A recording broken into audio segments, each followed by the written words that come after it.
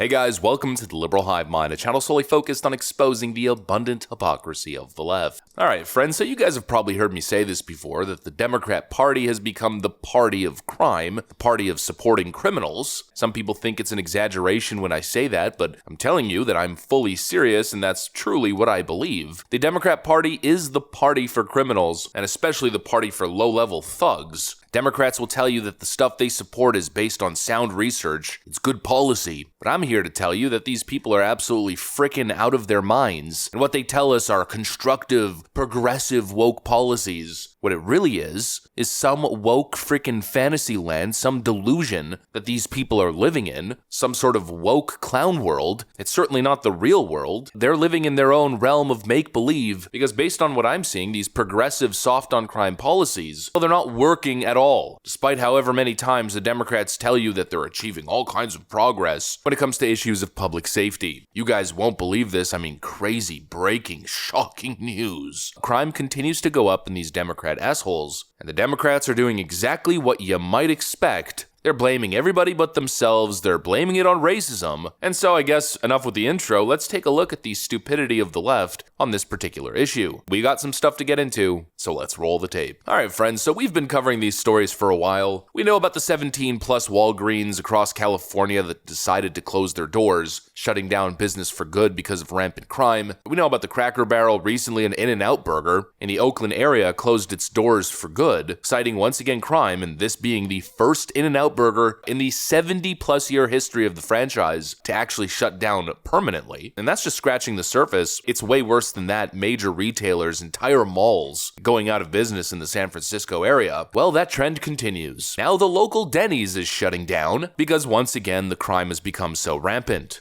All right, in the East Bay, another restaurant closure due to safety concerns. We're talking about Dennys. Says it is closing their Oakland location after 54 years. It is located on Hagenberger Road near the Oakland Coliseum. The company released a statement saying the safety of their team members and guests is a top priority, so they've decided to close the location. Employees able to relocate will be offered jobs at other restaurants.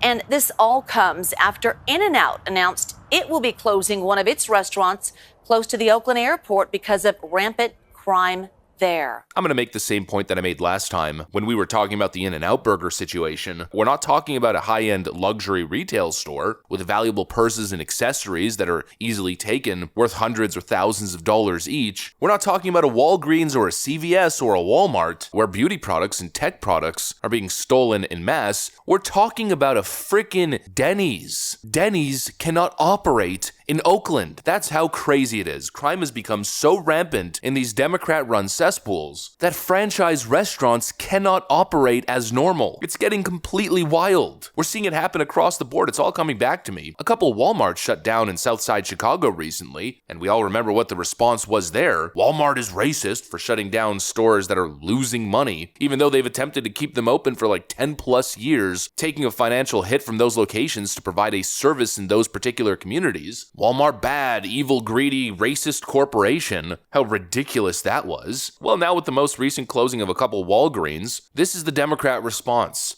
Mr. Speaker, Walgreens is planning to close yet another pharmacy in the Massachusetts 7th, this time on Warren Street in Roxbury, a community that is 85% Black and Latino. This closure is a part of a larger trend of abandoning low-income communities like the previous closures in Mattapan and Hyde Park, both in the Massachusetts 7th. When a Walgreens leaves a neighborhood, they disrupt the entire community, and they take with them baby formula, diapers, asthma inhalers, life-saving medications, and of course, jobs. These closures are not arbitrary and they are not innocent. They are life-threatening acts of racial and economic discrimination. Walgreens is a multi-billion-dollar corporation that needs to put their money where their mouth is and stop divesting from Black and brown communities. Racial discrimination because they close stores in neighborhoods that are complete lawless zones. This is what I mean when I say the Democrat Party is the party for criminals. I mean, this stuff is idiotic. Here's a bill that was just presented in the Illinois House that would stop police officers from pulling over people for certain violations. The bill would heavily cut back on what police could pull drivers over for. If passed, this bill would not allow police to pull people over for expired registration stickers, broken headlights or taillights, failure to wear a seatbelt, certain speeding violations, and broken mirrors or excessive tints on windows. Other county sheriffs also expressed concern about the bill because of how it can affect police's ability to intervene before fatal accidents.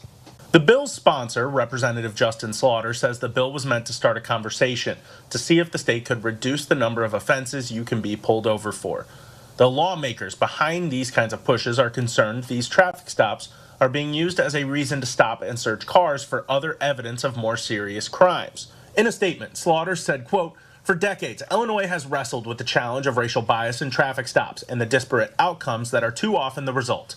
The party of criminals, people, they simply either don't get it or they have this ridiculous, naive worldview that always flips the script, blaming the victim and victimizing the criminal. It's absolutely absurd. I mean, it's wild. And of course, we see the exact same type of naive Democrat approach on the issue of deportations of illegal migrants. Take a look at the photo on screen. Here's a bill that hit the House floor, titled Deporting Migrants for Driving Under the Influence. That's the bill, a law that would force the deportation of migrants who are arrested driving illegally under the influence while not possessing papers and being in the country illegally. 150 Democrats voted against the bill. The party of criminals, people. They simply don't freaking get it. Or maybe they do and there's some sort of sinister underground agenda here. I mean, I'm holding back laughter a little bit as I'm discussing this. It's a very serious topic with serious consequences, but I can't help but laugh at just the sheer level of stupidity. You know, the issue is the Democrats refuse to enforce laws that are on the book, or they write new laws that essentially call for not arresting or not chasing criminals. The problem is that they're not enforcing the law, they're not arresting people, but then when challenged by their constituents on the issue of crime, they say stuff like this. Here's a voter questioning the DC Attorney General, Brian Schwab. During the discussion, residents did not hold back, voicing their frustrations. I blame the system.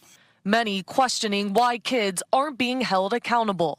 We as a city and a community need to be much more focused on prevention and surrounding young people and their families with resources if we want to be safer in the long run. We cannot prosecute and arrest our way out of it. We can't prosecute and arrest our way out of it. Oh, really? Because I'm pretty sure that's exactly what you need to be doing. I'm pretty sure that's literally the job description. You know, it's as if Rudy Giuliani's history in New York has been kind of lost in the cultural discussion. You absolutely can enforce the law strictly and do something about rampant crime. If there's a will, there's a way. The only thing that gets in the way is corrupt politicians who find themselves as a corrupt cog in the criminal enterprise machine. I mean, just take a look at what's happening in El Salvador. They essentially declared martial law and went after MS-13, and I think the other gang is like 18 or something. I don't know the exact gangs, but anyways, gangs in El Salvador, they went full-on military on those scumbags, and crime across the board is down, I think, 70%. Can you fully, totally eradicate crime? Absolutely not. Should you be doing something more than what we're seeing from these useless Democrat prosecutors and politicians? Absolutely. The Democrat Party is the party of the criminal. We're seeing the results in real time. Businesses are closing like crazy in Democrat cities. The Democrat politicians are to blame, and when you point the finger, they redirect it all to the infamous white supremacist, systemic racist boogeyman. What an absolute joke. Anyways, that's what I got for you guys. Thanks for watching, and I'll see you on the next one.